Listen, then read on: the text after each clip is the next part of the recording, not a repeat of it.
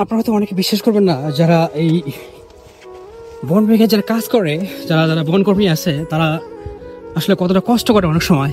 দেখেন, এটা একটা সমতল, সমতল থেকে আমি এখন উঠতেছি পাহাড়ের উপরে, এবং পাহাড়ের উপরে যেহেতু আমাদের আজকে এখানে বনায়ন করছে, সেই বনায়নের দেখেন আমাদের এখানে কাজ করতেছে।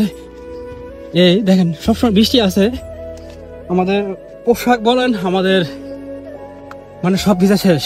আমাদের এই ভিজা শরীরে দেখবে যে আমাদের প্রায় সেই সন্ধ্যা 5টা পর্যন্ত থাকতে হবে একটা না। দেখছেন, আমি এখন উঠতেছি পাহাড়ের উপরে, এবং পাহাড়ের উপরের যে দৃশ্যগুলো আছে, যে বনায়নগুলো করা হয়েছে আমাদের, সেই বনায়নগুলো দেখানোর জন্য চেষ্টা করবো। দেখেন, এই যে এটা হলো একটা ছাতিয়ান গাছ, এবং এটা একটা ছাতিয়ান অনেক পলট ছিল।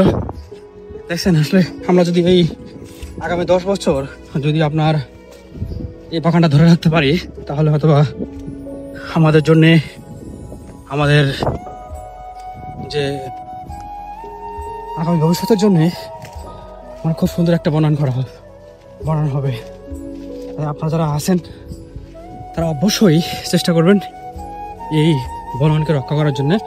শুধুমাত্র ওই সীমিত কিছু বনকর্মী দ্বারা কখনো আপনার এই বনায়ন রক্ষা করা সম্ভব না। সেজন্য সকলের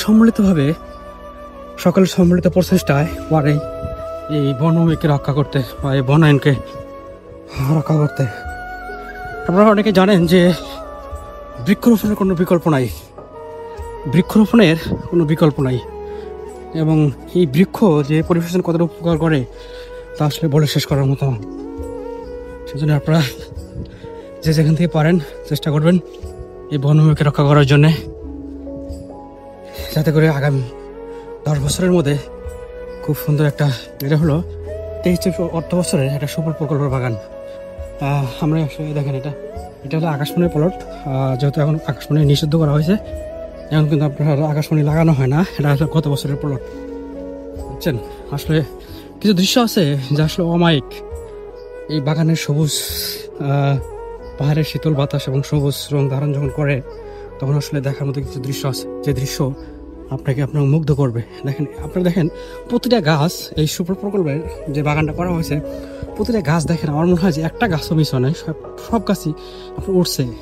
এটা শুধুমাত্র এখন রক্ষণাবেক্ষণ দরকার, সঠিকভাবে যদি এখন রক্ষণাবেক্ষণ করতে পারি। দেখেন, এটা একটা আমরা লাইনে লাগাইছিলাম, আমার মনে হয় না যে একটা গাছও মিস হয়েছে, সব ধরনের গাছই হয়েছে এখানে। মাশাআল্লাহ, সকলে দোয়া করবেন যাতে ওদের ভবিষ্যতে এই ধরনের বনায়ন আসলে আমরা হাতে নিতে পারি, খুব সুন্দরভাবে, যাতে এই আগামী পরিবেশকে একটা সুন্দর পরিবেশ উপহার দিতে পারি।